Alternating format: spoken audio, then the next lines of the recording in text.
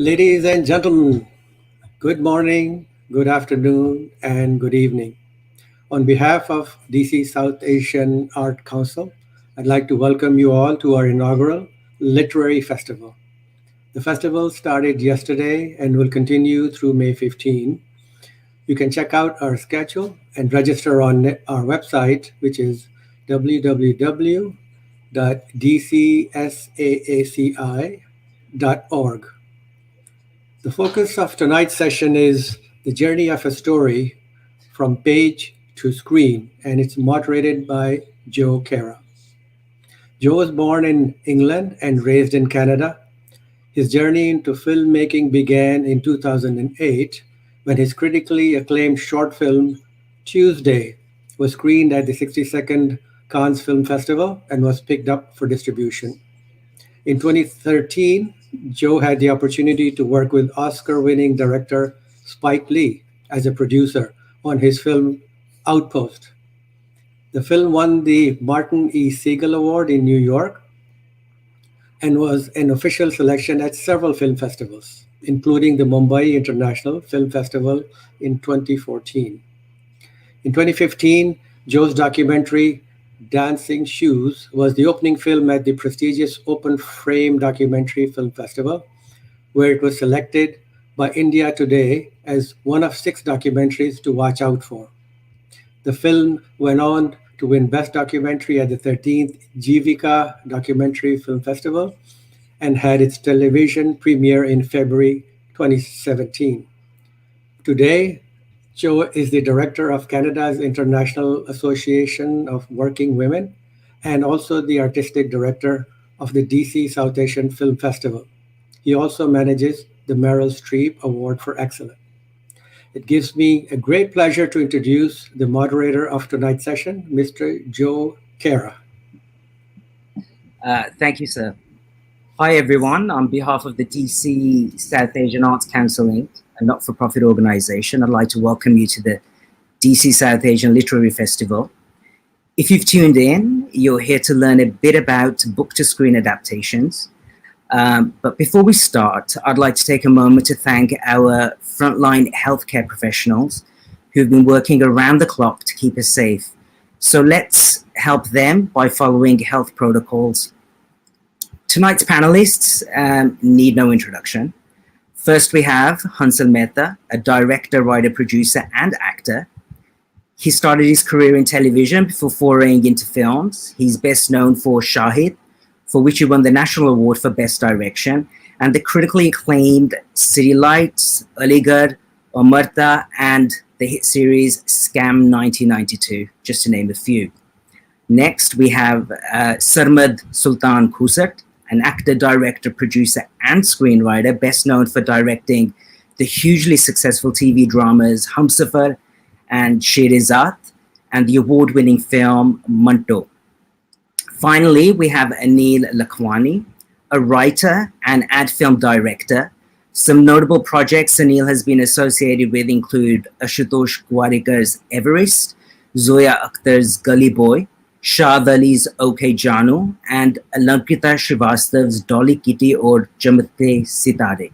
He's currently on the writers team of Amazon's international Emmy-nominated series Made in Heaven and has finished writing an adaptation for writer Vikram Padnis. Welcome, everyone. Hello, everyone. Hope everyone is safe. Hi, Joe. Hi, Neil. While we wait for the others to get in, I'll start with a few statistics. So, on average, each year, there are approximately 1.7 million books published globally, with around 330,000 in the United States, 100,000 in India, and 4,000 in Pakistan. Film adaptations of books gross 53% more worldwide than films from original screenplays, and 70% of the world's top 20 grossing films have been based on books.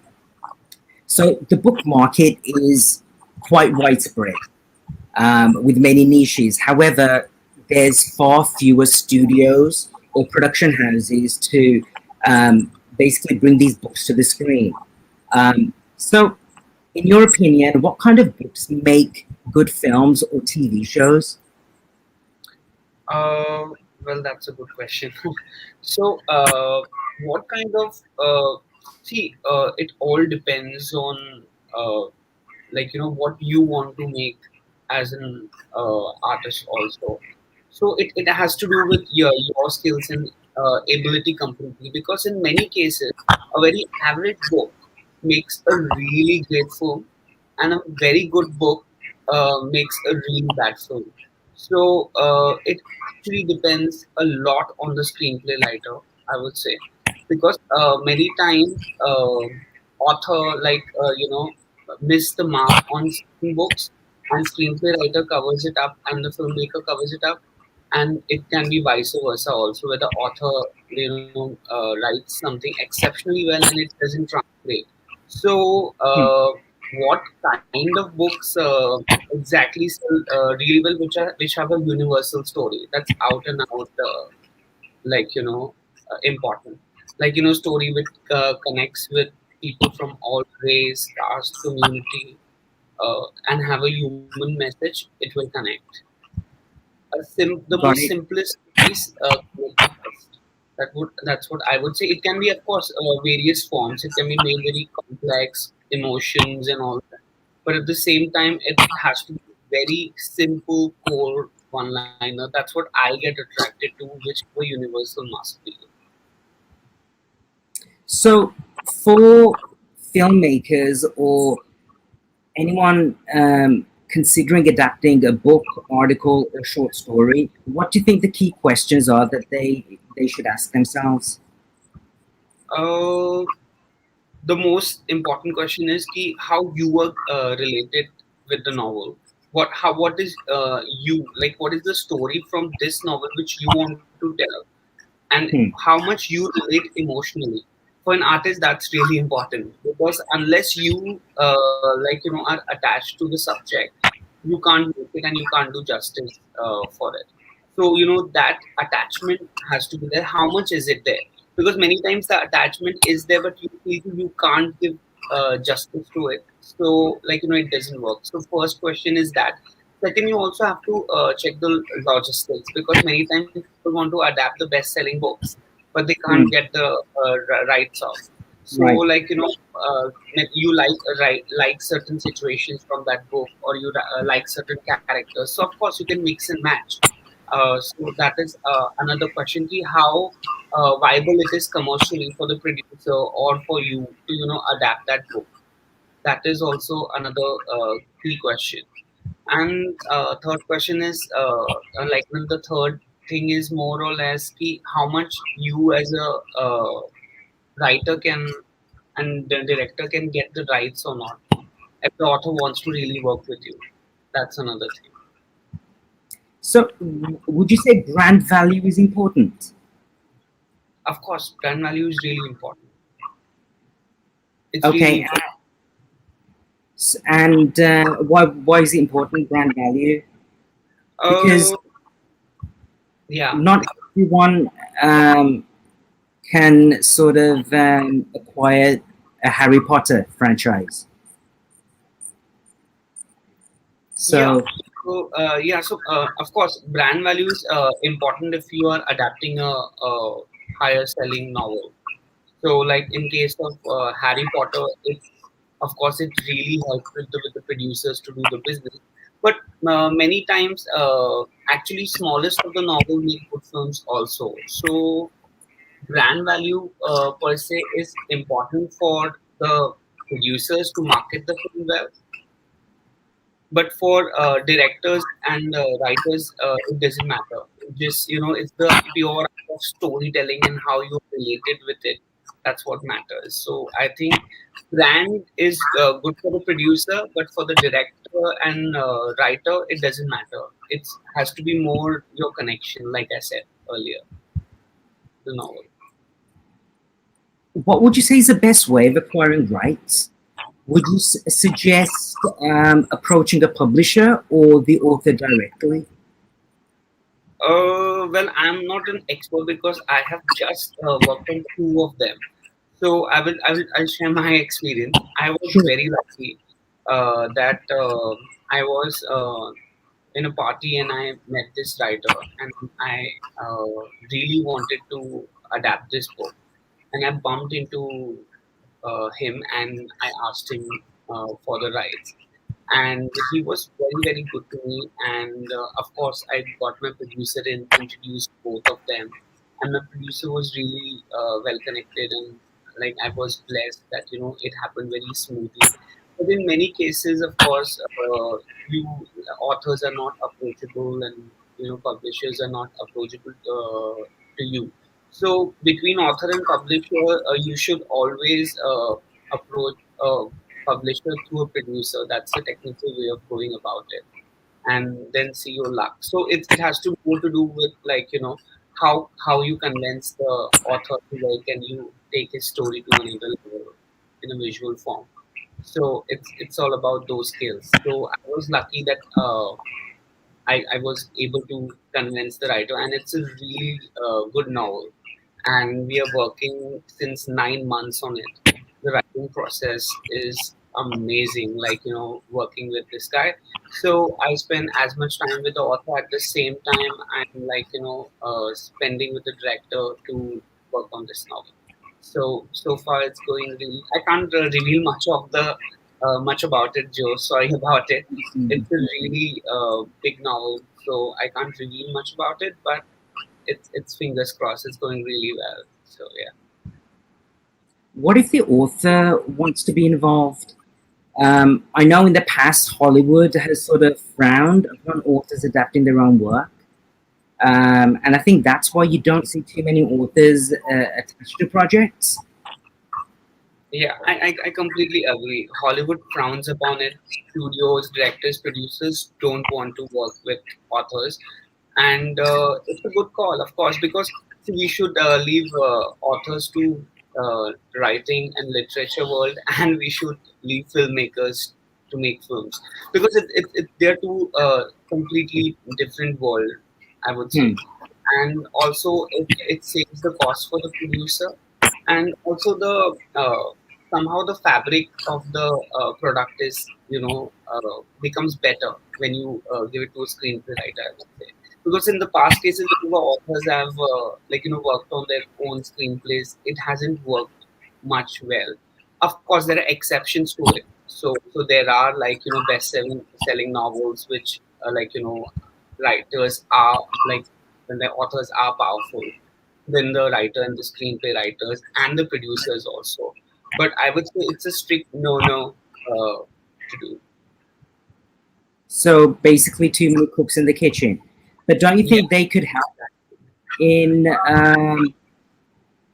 they can help, but I think there has to be only one vision of the director, which is really important.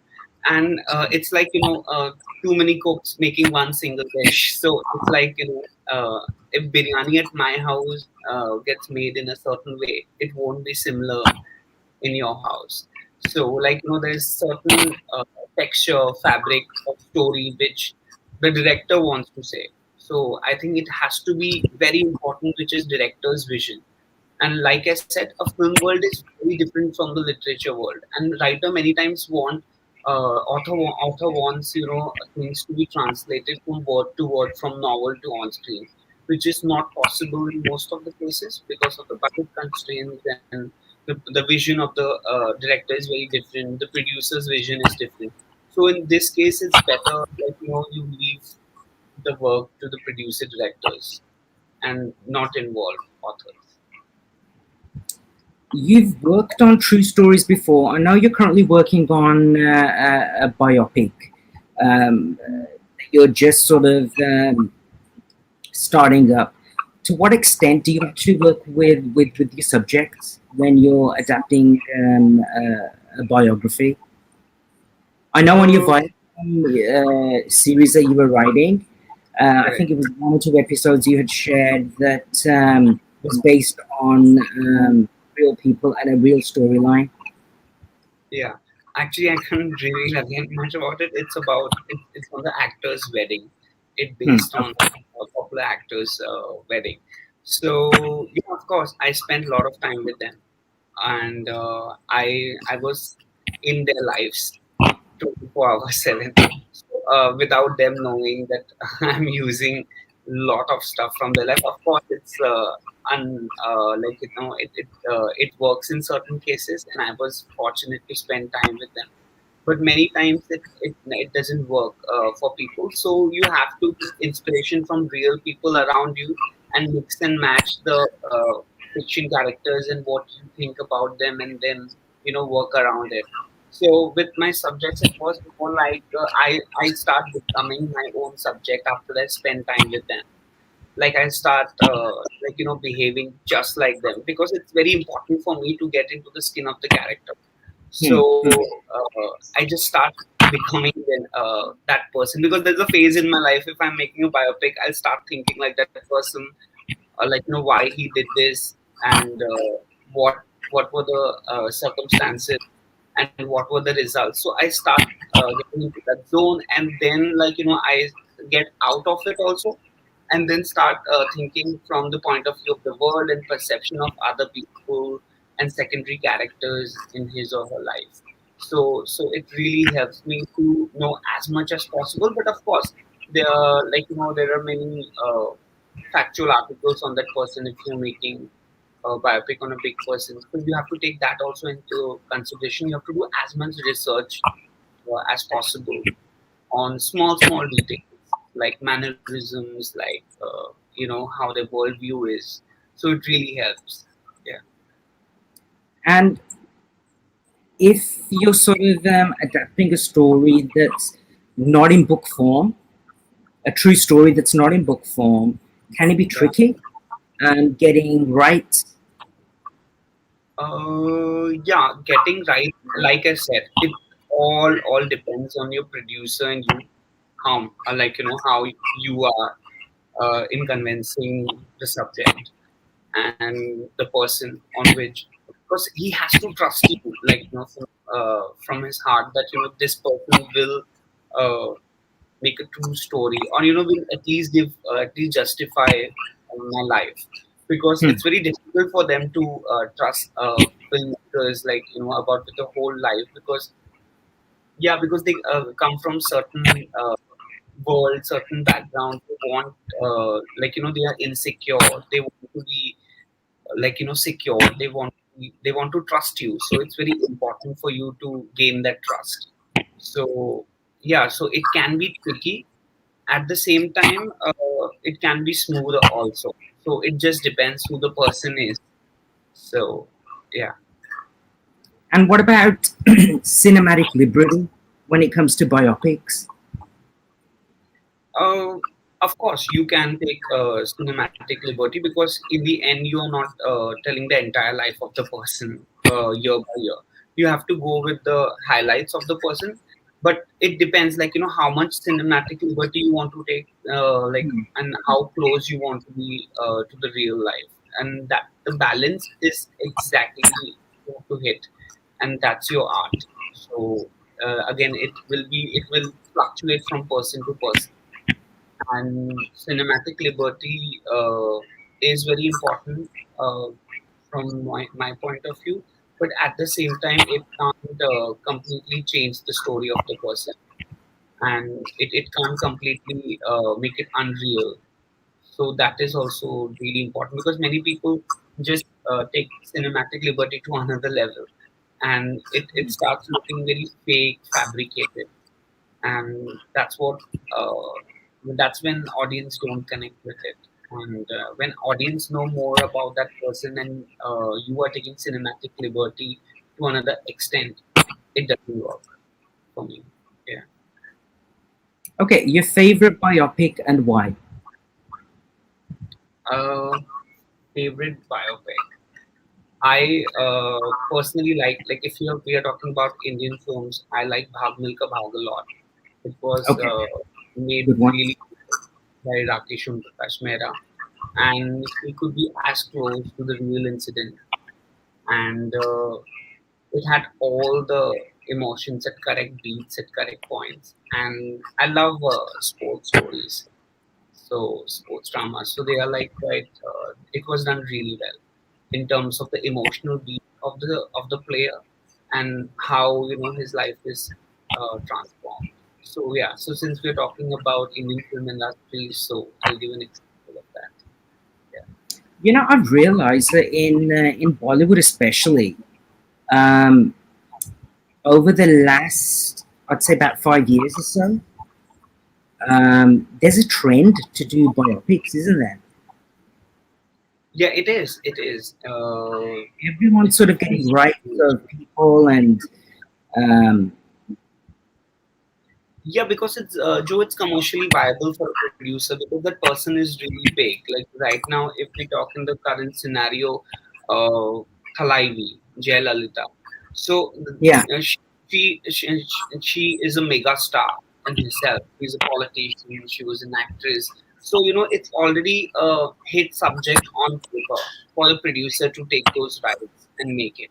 So commercially, it really makes sense and so it sells like hotcake. Audience get attached to it quickly these days, so the trend is being continuing. Actually, Dirty Picture, if you take that example, yeah. so yeah, so it was one of the most successful biopics in terms of numbers, in terms of how audience got connected to it. So yeah, so it's a trend that people are following because they're already stars in their life, and even if they are not, they are marketed in such a way that audience comes to the theater. So in last 5 years, most of the biopics have done really well.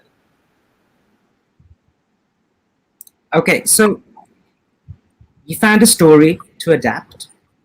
Yeah. You have all the permissions.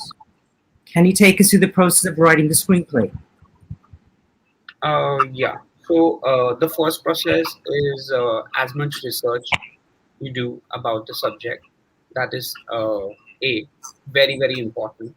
And like like you asked me a question, like you have to spend as much time with the subject. Then you have to start making your own beat sheet with the incidents and the highlights of what that person wants to say and what you want to say. So you have to make a pointers and a board with lots of highlights of what are the events of his or her life which you want to say, and then you get into a structure format where you want to like tell the story in a linear manner or a non-linear manner, and then you have to form a structure, and then you start getting into actual writing, like like a 3 act structure. So you finish your first act, you give some break, and then you start your second, then you start your third, and drafts after drafts. So it continues like that. So my process is beat sheet, which is really really important.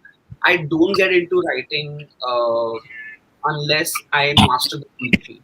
So beat sheet, I take at least 6 months to master, 6 to 9 months to master that, and then I start getting into screenplay, scene by scene. Because if your beat sheet is clear and crisp on paper, your screenplay will become much better, and your drafts will improve.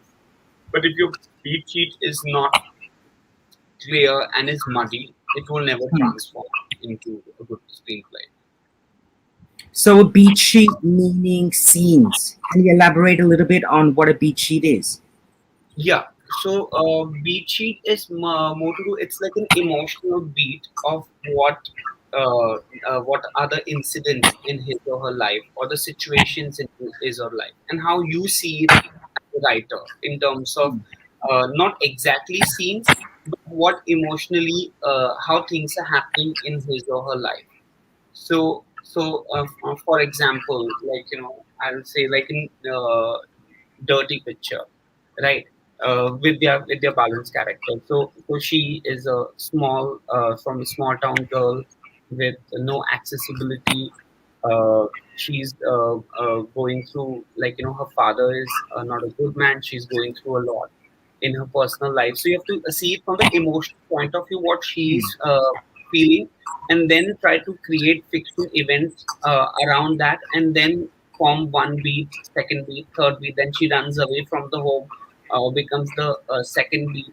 How she runs away from home, and then you create drama in that. So initially, the beat sheets can be very simple, like one or two lines of incidents, what things are happening, and then you start filling colors in it, like how you do a painting. Then you start putting emotions, that she felt this, she felt that, and just make it as simple as a story form, and then you start elaborating onto that. Yeah. So you, after you've done the beat sheet, then what do you do? Do you write your So scene? no, I took a nice break after a beat sheet.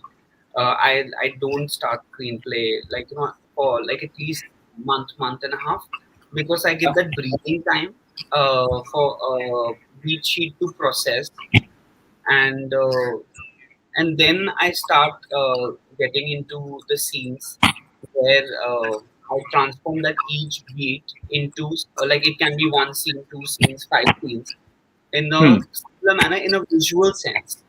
Like right now, I had seen it very emotionally, but right now I'm dealing with a lot of factors. Like I have to, like I can say the same thing, like through sound or through music or through certain visual or montage, or like how I want to say it visually. That one action of that particular character, how I want to show that action to signify the same thing which I had written emotionally. She feels disgusted. So she goes in the washroom. She checks her checks a pregnancy test, and she feels disgusted about the whole thing. So how we show it? She goes, she checks the pregnancy test, she flushes down, she lies down on the floor.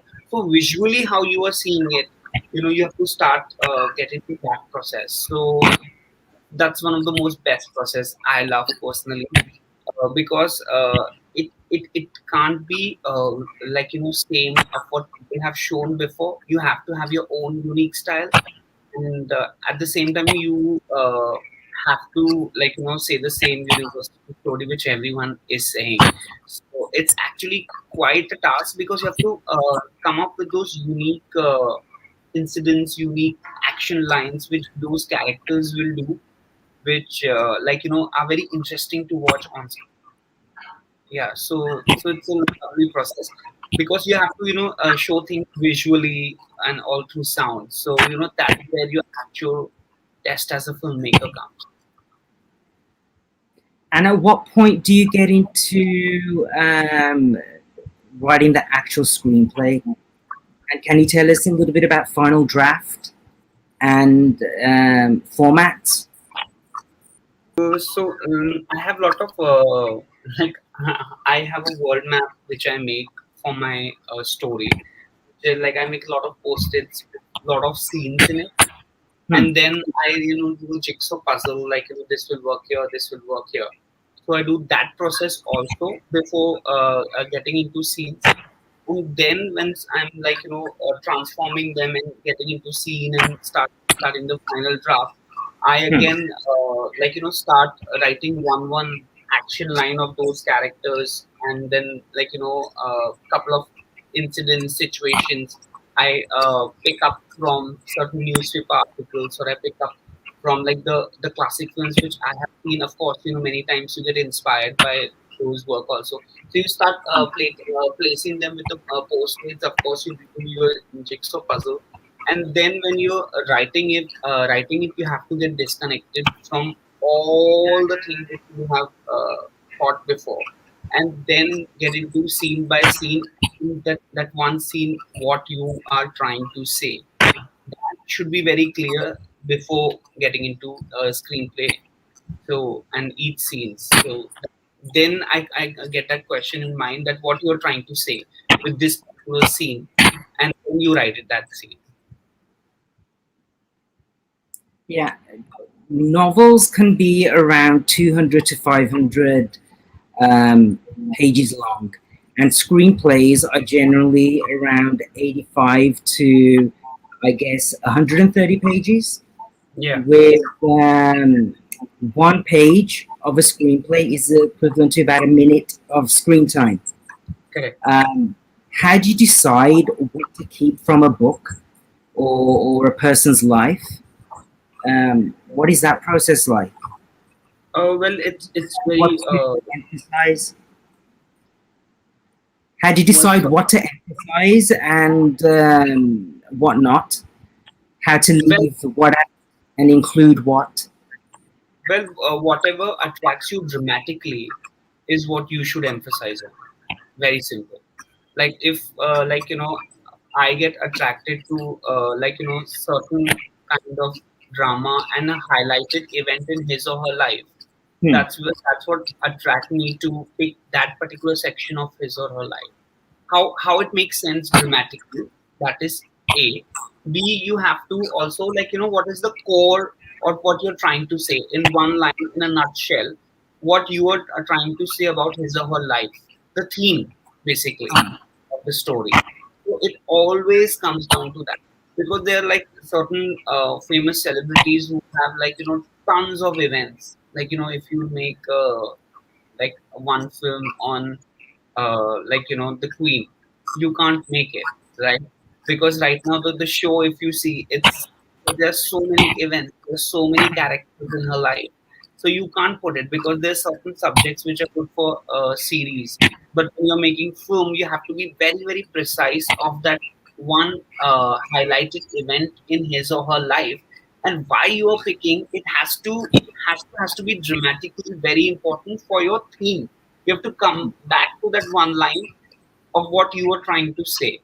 So that thing, I go back to that again and again, because I have to evaluate, shall I pick up this event or that event? So, but this event makes more sense because it dramatically helps my narrative. At the same time, it will be really good visually to show, this happened in her life, because this part no one has seen. So you ask all these questions to yourself before picking events, and then you make a structure, like I said, the highlights of the events. So that one line is that essentially your log line? Yeah, it is a log line, or it can be also the theme. Hmm. It's a log line, like it's a marriage of log line and theme. Got Like it. in Yeah, so what it can be log line can be anything, but your theme is everything which glitters is not gold, right? Hmm. Yeah. So that the theme is that. So that fabric, you have to keep going back to that fabric, and then weave your uh, clothing line, whatever you want to. Yeah.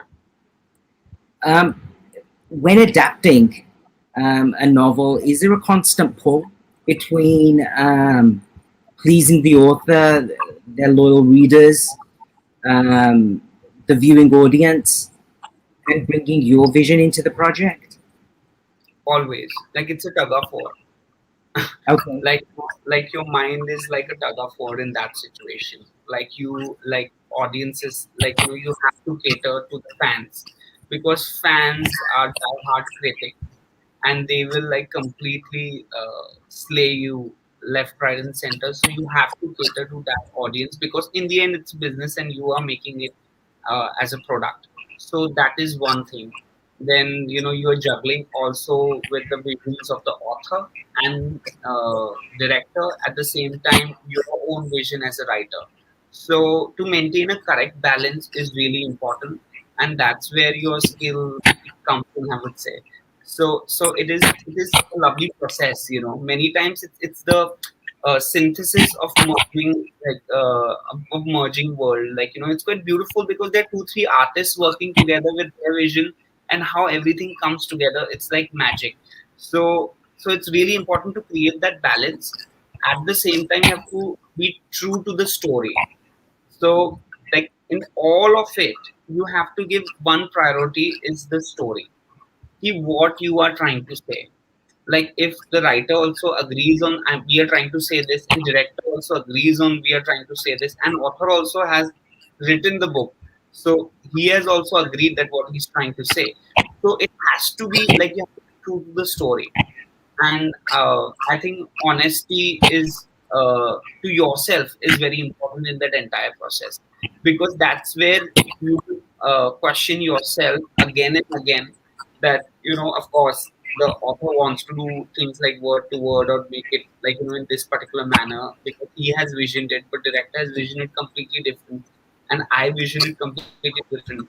What is the, one thing which will bring all three thoughts together? So it is very difficult because, it can't be same most of the time. But in the end, you have to pick up director's vision because I think director is bigger than writer and author. So I personally, go with that. That one voice is really important of an artist. But of course, it's quite beautiful when, like, two, three artists come together and the synthesis happens. So that's like, some things are from you, some things are from mine. But at the same time, you have to give the leverage to the story and then director. So, you don't think that an adaptation should exist independently from the novel or source material? No, of course, it should be independent. It should have their own voice because then audience will feel disheartened. Many times, like, audience are not happy because the creators of the novels don't make good movies. So it is very important to have your own voice, which is, of course, voice of the author, but you have to take it to another level. You have to take it one notch higher. But it has to have its own voice for sure. Because if you're seeing the same thing what you have read, also that also can be very jaded for audience. So it's very important for you to take it one notch higher than what author has done. Do you think it's fair for people who read a book to complain about the screen adaptation not giving them something new when it's still serving a purpose by accurately bringing the story to people who haven't read the book? It is a very tricky question, Joe. So if you see from producers' point of view, the business point of view, of course, like if I'm watching something and I'm the audience and I'm consuming a product, I'm allowed to say whatever I want to. And it is like, it is how it is. Like, you have to be open to the and fans. If I'm a fan of certain thing and I don't find of certain novel and I don't find, so I can complain, like, about that movie. And on the other side, if I haven't read the book and I am liking it, the movie or the product, I'm liking it. So I think people can have opinion to it. You can't. It's not about fair or unfair in that entire matter. So everyone has an opinion. So Yeah, and book to film adaptations, do you think that they can fail by being too faithful or by being not faithful enough to the original source?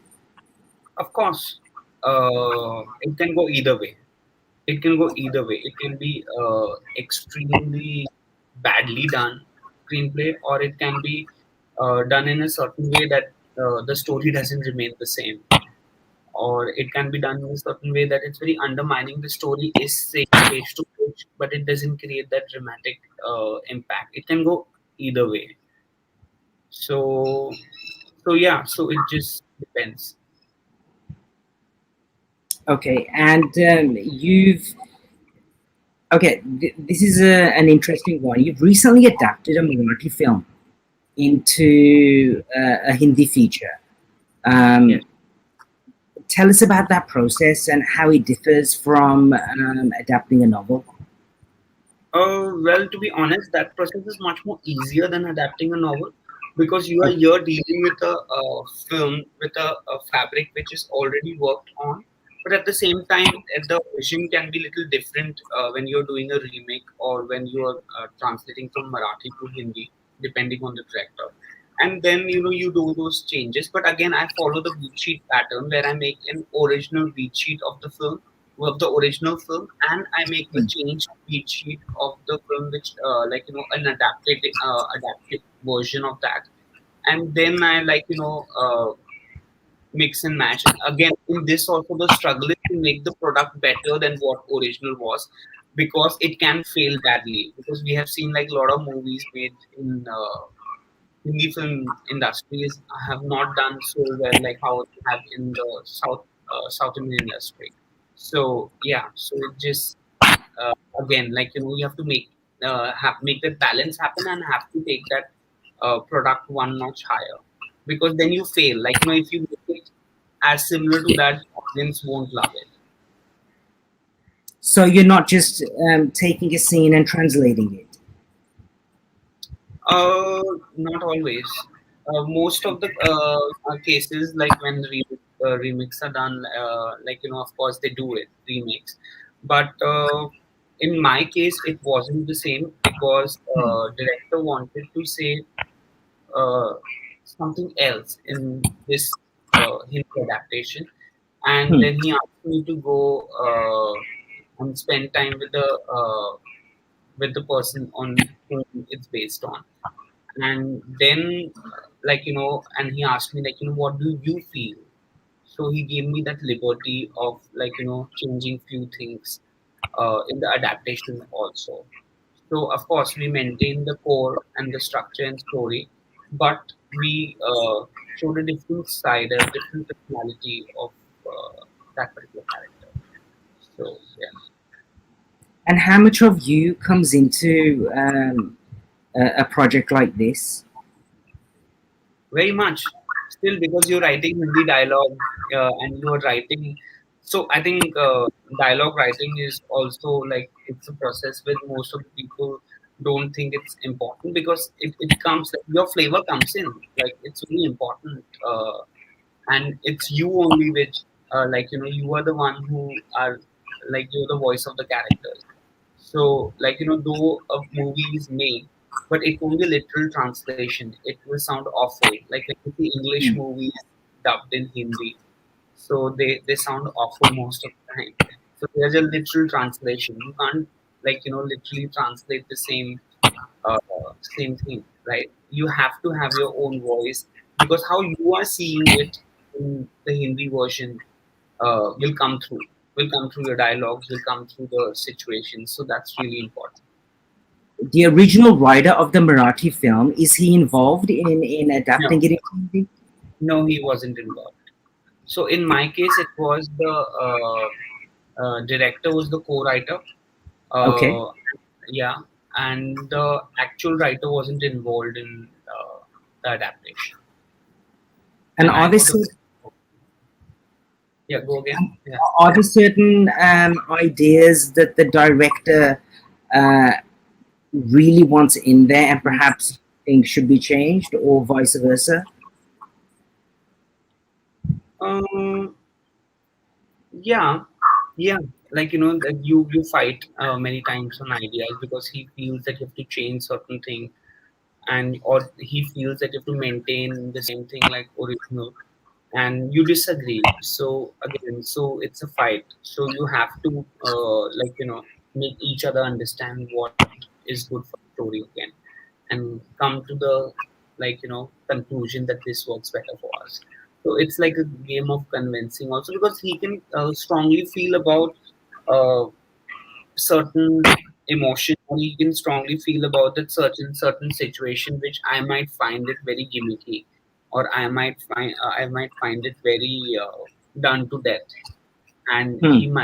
I can come up with something different and unique and untouched in terms of emotion, and he feels he hasn't like explored that thing yet. So he takes time, he sleeps over it, and then he comes back to you, and then you as a writer say, okay, if you like it or if you don't like it, or I can combine the two ideas which you had written, and then which I have worked upon, and then yeah, so it's a game. It's like a tug of war which keeps happening. And do you keep sort of budgets in mind? Because Marathi films are much lower budget than Hindi cinema. I mean, you have a lot to play with. Yeah, of course, but in my case it was the other way around. Like I was doing a bigger budget. Like I'm doing a bigger budget film than a Marathi film. So I'm doing a Hindi film now. So I have more scale to play with, more songs or more montages. So of Hmm. course you get like you have to then. So I'm lucky touch wood. I've never faced a situation where I have to go below the budget. I'm always blessed with working with people who want to show scale. So of course you keep a certain budget in mind while writing, but it can't restrict your vision also. So you have to, of course, write something which producers want, but at the same time, which you really want to write as an artist. There is, one thing in you that I really want to do this particular way. You just write it in one of the draft and give it once, to the director or producer and see their reaction to it. So I generally try my luck and try my best. Like in one of the show which I'm writing, I tried writing like there is flower petals coming from helicopter and they are doing checks on it. So yeah, so it's really important for that. Super. So right, we have Mansoor sir with us, I think. I So do, but Anil, I believe we have Mr. Mehta as well, just joining, looks like. oh, fantastic! Yes. Hi sir, welcome. Hi, How are you? I'm good. I'm sorry I'm late. I was there was confusion about the time. Not a problem. Not a problem. So yeah, so we're basically just talking about adaptations from of books into basically movies and TV shows. I guess we do have a couple of questions for you now that you have joined us. So, sir, one thing that we would like to know is from Shahid to Aligarh to Scam. One of your trademarks as a director is the exploration of true stories. How do you decide on the subjects you want to tackle? Uh, I get driven by the story. It's just Shahid came out of fascination with the character and the story. So I think it's more about the characters that my stories talk about, and so it begins with that. And it just so happens that all these characters are real life characters, and the events surrounding their lives are uh, mm, real life events. Got it. And how closely do you work with family members of the people? I know that a lot of the people that you've made films on have passed away. How closely do you work with living relatives to get to the core of your subject? Well, we try to work with as much research as is possible. It is dependent on the limitations of the subject. Like in Shahid, we had help from all the entire family, Shahid's family, who sort of led us to his friends and to people that were close to him, who also shared transcripts of his mm, court cases. And there's so much that they had to share. Whereas in Aligarh, the family was basically antagonistic towards Professor Siras. So, contacting them would have meant inviting legal trouble.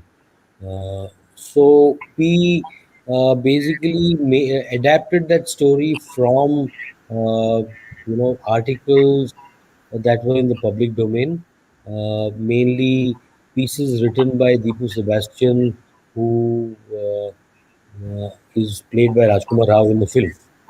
Right. So we try to use that as a source material. In Scam, we had a book which was our the basis of our entire research. So we adapted the book, and naturally, in most cases, the person who we are representing on screen is not alive to really tell us the story.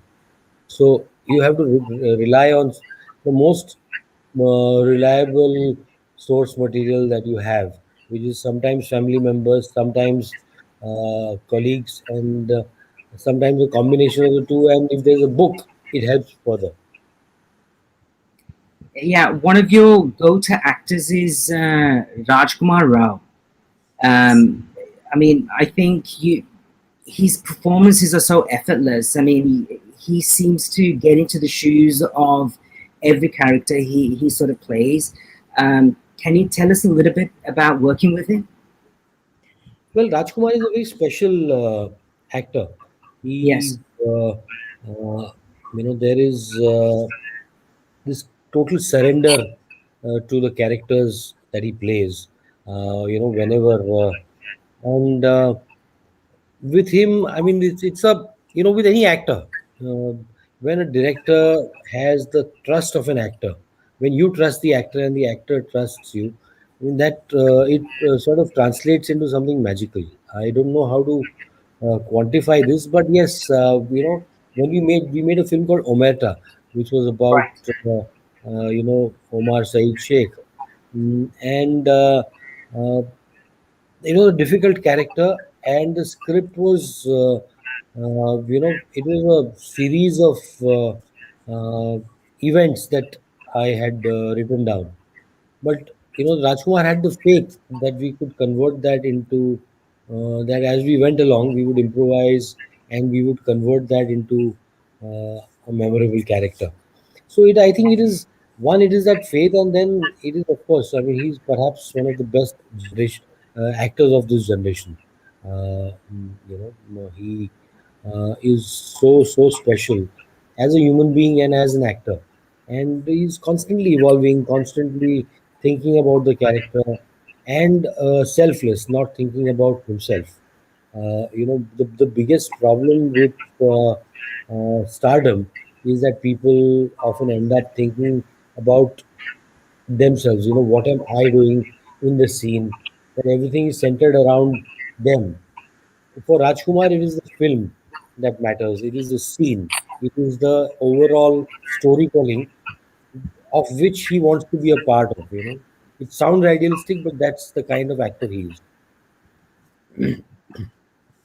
And so, with a lot of your subjects, how do you go about getting rights? Is it tricky?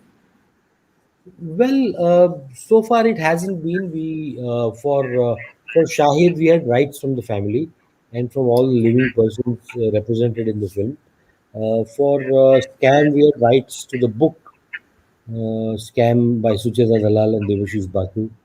Aligarh we did not seek right, uh, and everything was from the public domain. So while there was a legal claim made by Professor Siraj's family, the court quashed it because there was no merit to their case. Uh, so yeah, I mean, you every subject. I mean, you see in Scam, even after getting rights to the book, there were times when people felt that what if we are dragged into court. But I think it is eventually the intention behind what you have made. I mean, Scam has so many living people, and Right. it has. Uh, I mean, it takes names very openly. The corporations like Citibank, everybody is openly named.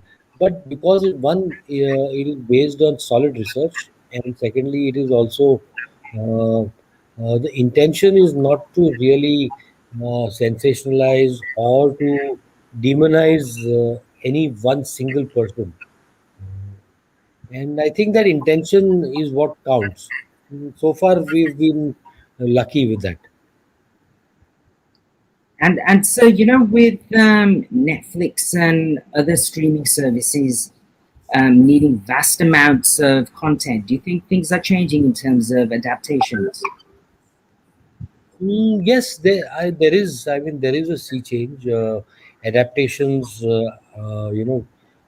because not only because of Netflix, also I think the last 2 years have slowly begun the shift towards the whole definition of mainstream has gone out of the window. Like mainstream Bollywood or mainstream Indian cinema has suddenly it's not something that people are consuming at home, and we are forced to consume most of our entertainment at home, and people have stopped really enjoying a lot of the mainstream fare. And the lockdown has created a star called Fahad Fasil, who does Malayalam cinema. Malayalam cinema has suddenly become it is so celebrated, uh, and I think that is one of the few positive things that have come out of this entire uh, pandemic, that the audience, and we are hoping that it stays, audience stay this way. It is just good for the evolution of storytelling, of visual storytelling. Right. So, do you have a favorite book to screen adaptation? A favorite book to screen adaptation. I have many non-favorite book to screen adaptations. Let me think of a good book to like. I've always been very disappointed with Midnight Children when it has been adapted. I can't just think of something off the cuff. Give me some time. Let me just Or how double. about, is there a book you wish you had the rights to right now? Well, one of the books which I'm not getting is a book called there's a story by uh, Jampa Lahiri called Okay. Hema and Kaushik. It's part of her book anthology called Unaccustomed Earth. And I've been dying to adapt it, but I think she doesn't want to give the rights. How unfortunate. She has a lot of good stories, I feel. Yeah, yeah. Uh, And they're very cinematic. A lot of her yeah. work is very cinematic. It has the potential to be adapted really well. I think one of the good book adaptations for me, I mean, for all times, has been Dr. Zhivago. I mean, it's Great film. Yeah. yeah, something that it stood the test of time. So we're nearing our wrap up time. So I'll ask you, what are you working on now? Is it going to be based on a true story? Can you share with us? Um, You said rapid, so I said yes. oh, No, I don't. Uh, I mean, I'm not allowed to share. So one of the things is, we are working on the second season of Scam. okay. Weather, which I love. I Yeah. think it's one of the best shows in quite a while, actually. So it's a huge challenge, and there's a second season.